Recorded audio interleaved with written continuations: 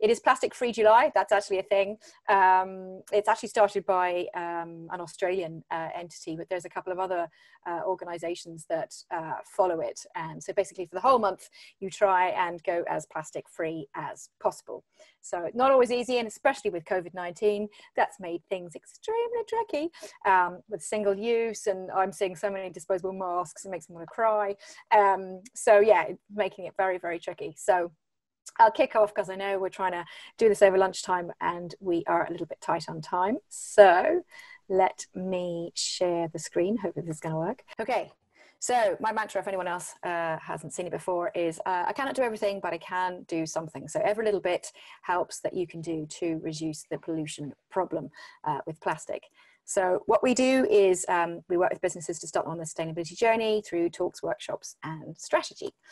And I'm going to talk to you today about plastic. So some horrible plastic facts and then some cheery uppy stuff. So 22 million kilos of plastic enter our oceans every day. This is very scary. I was actually on a webinar yesterday with a company called Ocean Bottle, whose mission it is to clear up the oceans. And it's an amazing company who are basically blockchaining the plastic that comes from, you know, India and all those big gyres where all that stuff exists, and they are consolidating it and putting it into to the bottom of new bottles that they're making. So it's absolutely brilliant. So people are still trying to suck it out of the ocean, but it's just crazy the amounts going in. Your first toothbrush still exists. So for some of us who might not be as old as I am, that's not such a shocking thing, but obviously like your first tiny little baby toothbrush still exists and obviously will exist in 400 to 500 years time. It's absolutely frightening. So switch to a bamboo one if you can.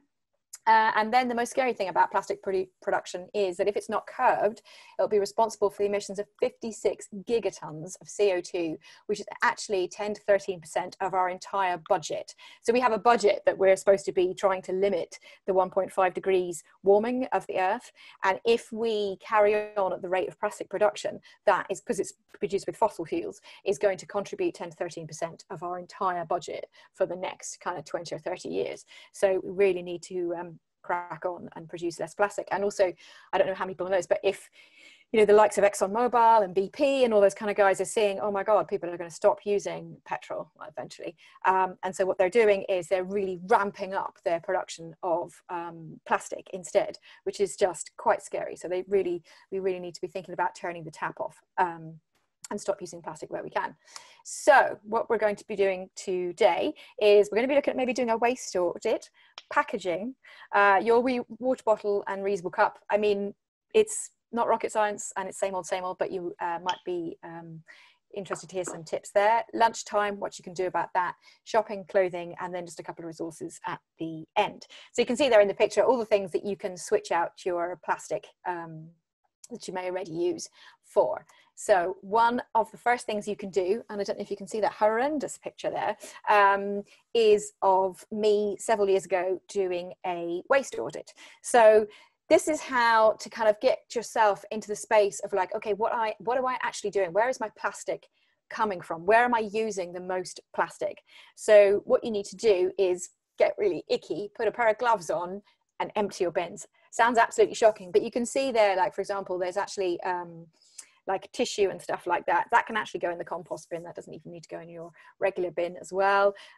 You've got bits of foil there as well. Receipts, we'll go into that later. But if you can segregate it out and see what pops up most often, then you can say, okay, when I next go to the shops, I need to see, can I go to a bulk store? Where can I make a big hit in terms of the sort of plastic packaging? And I think, like most people will see that it's soft plastic is probably the most plastic that they're going through, but some people might also see quite a lot of hard tubs and things like that. So it's to try and look for those alternatives. So can you refill stuff? Where can you make a big impact, I suppose? So hope you can see that screen. If you go to menti.com and put in the code 52445 on your phone, it should give you the option, fingers crossed, of coming in. So let's see if we can do that. Okay, I'll make the question go again, I think, in a minute. Has everybody been able to get in? I hope so. Let's see, maybe we might need to reset that question. Let's see, did people manage to get in? It's thinking about it. Ah, you all got in and you all voted. Oh, brilliant. Okay, I was a bit worried there. Okay, so yeah, how much of plastic produced is packaging? So yeah, it's actually a third. So a third of all packaging produced is just purely, a third of all the plastic produced is for packaging. So that's purely for wrapping mainly food, obviously, in. So maybe think about what you can do to reduce that. So we're going to talk through some ideas. Let's see. Voting with Boatface, that's one that's come up a lot. You don't necessarily get the choice or quick enough to put in a different name. So brilliant. Well done for those people for being able to do that. Okay, so packaging.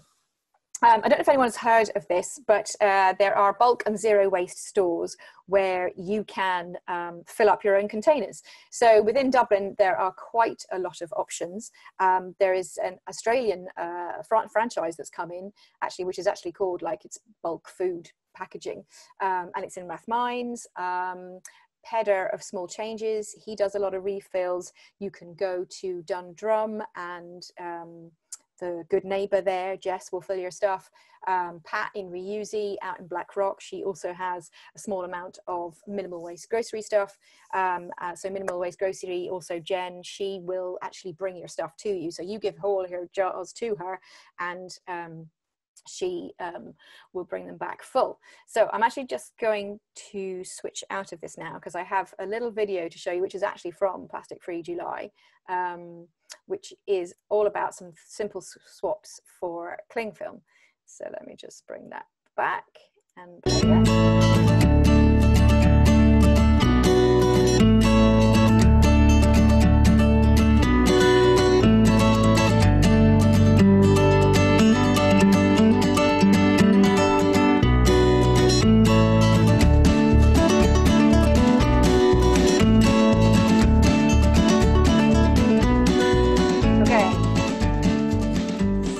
Wanted to show you that because there are some really great ways which you can properly, I suppose, reduce your plastic footprint there with cling film. Because so many people, I met somebody at Bloom last year who thought that cling film was recyclable by washing it and drying it and put it into her recycling bin. And I had to tell her that it wasn't, and she was deeply upset because she thought that all soft plastic was recyclable, and unfortunately it isn't. So once you have gone to your bulk waste store and you've filled up all your containers, you can fill up on everything from nuts to pasta to flour to sweets. Bulk Source Foods in Rathmines do an amazing mix called TV Mix, which is like nuts covered in yogurt, and it's just really to die for. But they also do kombucha, they do olive oil, they do shampoo, they do just everything. It's brilliant. There's also a new app that you can get called, it's called the Cusp app. If you go into the App Store and just put in Cusp, it should bring up this funny picture of this octopus. It just goes through, like, you track in, okay, so I used a plastic bottle, I've used, I don't know, something for plastic cheese or ham or whatever. You put in your kind of plastic usage, and then it tracks it, and then it also works out kind of the carbon footprint of the plastic tracking, if you like. Then if you don't know Elaine from Living Lightly in Ireland, if you check out her webpage, you'll see that she actually has a map of Ireland with a whole load of bulk zero waste stores where you can go and buy package free goods. So that's a really good place to check out what you can do there. Now let's see if I can get onto the next slide. So another quiz question coming up. How many coffee cups are used an hour in Ireland? Is it 11,000, 17,000 or 22,000? How many coffee cups do we get through in an hour? It's quite a lot, actually. So let's see what people think. It is, dunno. Okay, so you all went for the middle one. Yeah, I'm trying to make them sneaky. So yeah, 22,000 coffee cups or tea cups an hour we get through. Like, it wrecks my head every time, actually, to be thinking about that. But yeah, so we really need to be thinking about the reusable coffee cups. and what we can do there.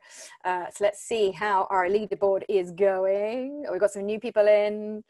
Oh, I'm loving Taylor Swift. I think, yeah. Oh, Taylor Swift was fastest. Okay, great, brilliant. Okay, well done, everyone. That's great.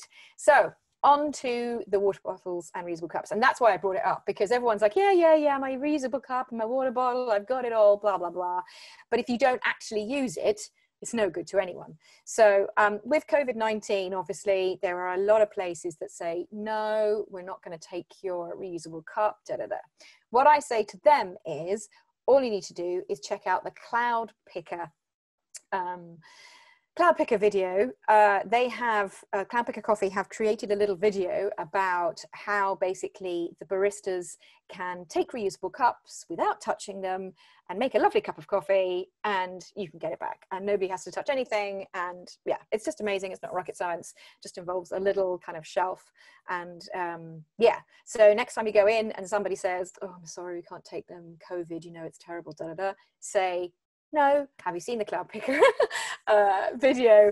And yeah, just say to them, look, have you seen the Cloud Picker ad? Because if you don't do it, I will go and take my coffee from somewhere that will, because it's really, really not that difficult. Just on the water bottles, I've been out and about on holidays, and there are loads of places that still are offering the filter taps that you can just fill up your bottle while you're out and about. Refill Ireland, didn't put that on that, but Refill Ireland has a map again of places that will fill up your bottle.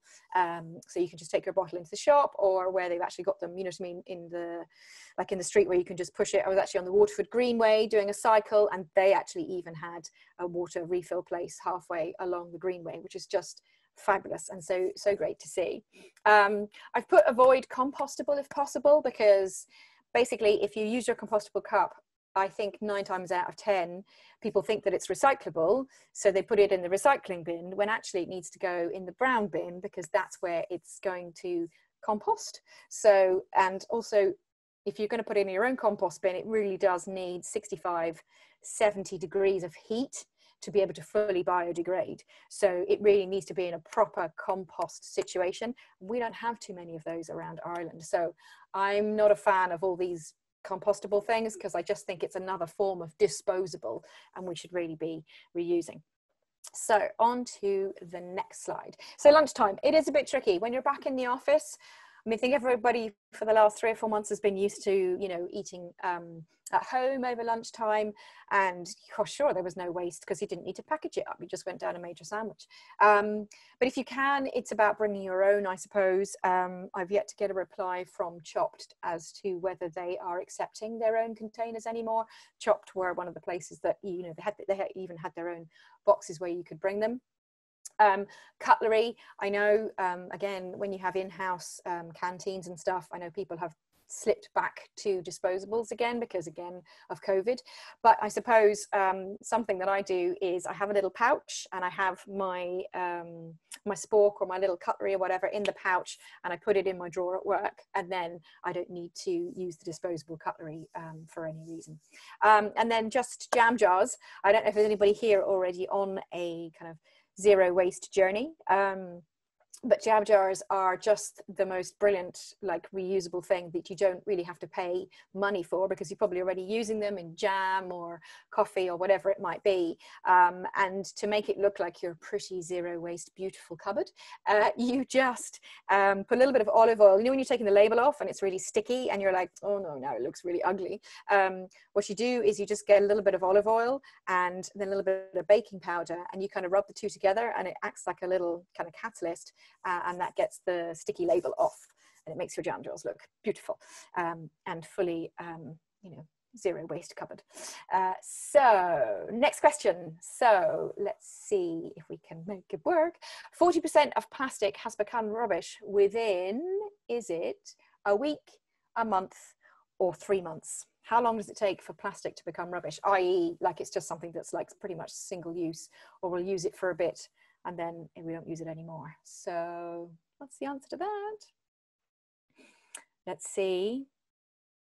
Okay, you're all wrong.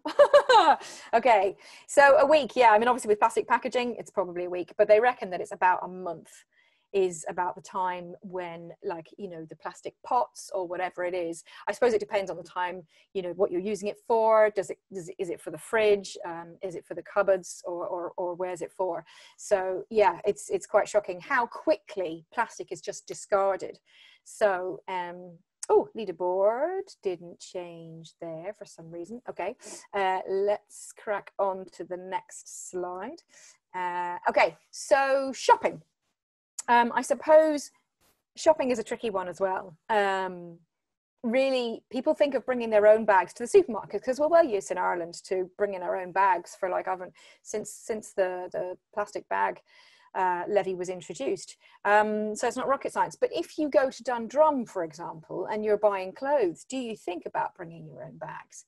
Because the carbon footprint of a paper bag that everybody now seems to be giving out instead of the plastic bags is actually worse than the plastic bag. So if you can think about potentially bringing your own bag for your clothes, or, you know, you get the first bag and you go to the next shop and you buy something, just say, I don't need your bag, I'll put it all in this one.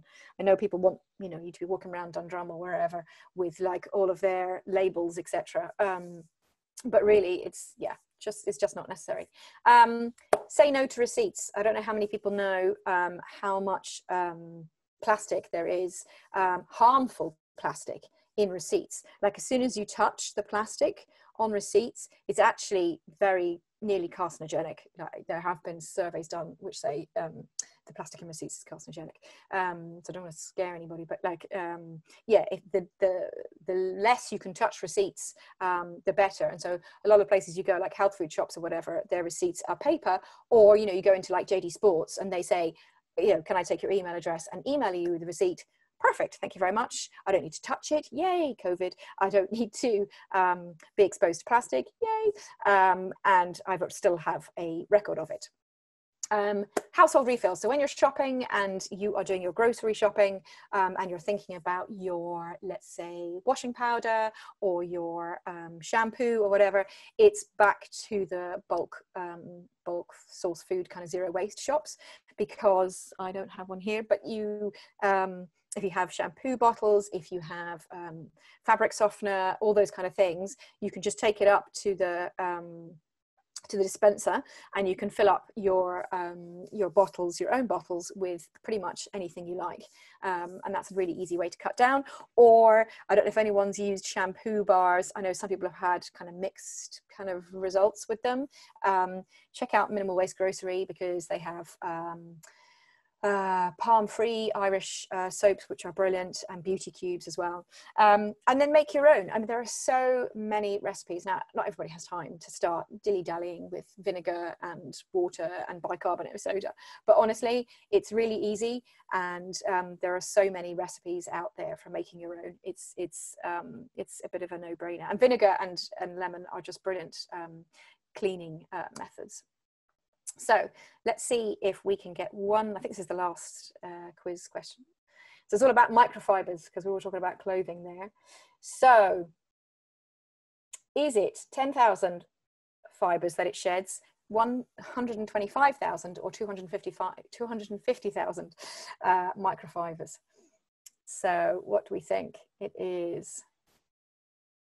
Dun, dun, dun. Yay! So you're nearly all right. So one fleece sheds 250,000 microfibers.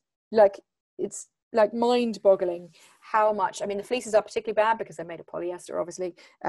This is cotton, but like, when you're putting stuff in the washing machine, think about that in terms of what you're actually putting in. Because fleeces, and I actually thought that a fleece that had been washed for like years and years would be perfectly fine, and sure, all the microfibers had come out, but it turns out not.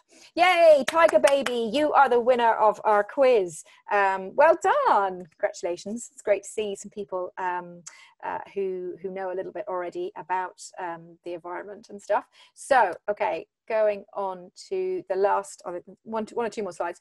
So clothing. just try and avoid man-made fibers. I think these days just about everything has polyester in it. So if you buy something that says it's poly cotton, so it's polyester and cotton. So ideally you're looking for 100% cotton, and ideally you're looking for organic cotton, obviously. But man-made fibers, particularly the way that they wash in the machine, they kind of they like agitate against each other, so they kind of like rub off, and so you get this kind of soup of plastic that rubs off of microfibers. So that's nylon, polyester, even viscose, which is kind of also made of wood pulp as well. So try and avoid those. And then a recent study, and this was a new one for me, is use liquid instead of powders. Now this is a tricky one, because if you go and buy powder, normally powder comes in a cardboard box, right? So you're ticking that box of not buying any plastic, but the actual way that the kind of the granules, if you like, of the laundry powder apparently rub up against fibers a lot more, and that's what makes them kind of come off the clothes and then into your machine. Guppy Friend sounds like a ridiculous bonkers thing, but it's actually, I didn't bring it up here with me, but it's actually a bag that you can put your things like your sports t-shirts, your yoga wear, all your kind of polyester stuff, your fleeces, and you pop them into the bag, and then you pop that into the washing machine, and then the Guppy Friend bag actually traps the microfibers. So after a couple of washes, what you'll find is when you look in the bottom of the zip bag, you'll start to see a bit like the inside of like a tumble dryer, like all of these fibers that start to add up, and they just need to go in the black bin, because that's the only place for them. And then finally, wash your clothes less. So obviously the big impact of the clothing and the environmental footprint of the clothing and the plastic comes from it being made, but most of the carbon footprint of the lifetime of your clothes comes from when you wash them. So it's not to do with necessarily how it's made, where it's come from, all that kind of stuff. Most of the footprint and the kind of, I suppose, the plastic going into the environment is from the washing. So if you can cut down to, washing only when something's really stinky or dirty, then you'll be doing very well. And also, just from a carbon footprint point of view, if you can turn down to 30 degrees, that also makes a big impact on your carbon footprint. So one last slide, because I'm going to make this very, very quick. It's like a speed dating for plastic free, are these two websites. So if you check out plasticsoupfoundation.org or Plastic Soup Foundation twice. Oh dear. Plastic Free July is what the other one should say. Plasticfreejuly.org is also a great website. So they are two really good websites that give you all the facts and figures. There's lots of stuff on both those websites about the health impacts of plastic, about how we're ingesting all the plastic after eating the fish, and there's a lot to be said actually for the plastic doesn't just go into the sea.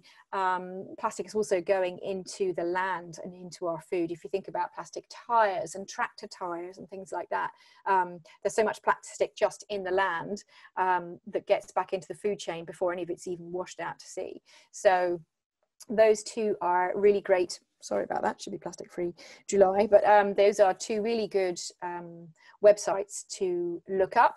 And then finally, just to say that there are also some great resources on Earthology's website. I have a resources page up there which has books, social media, all that kind of stuff, where you can kind of look up things that you can be doing in terms of plastic free.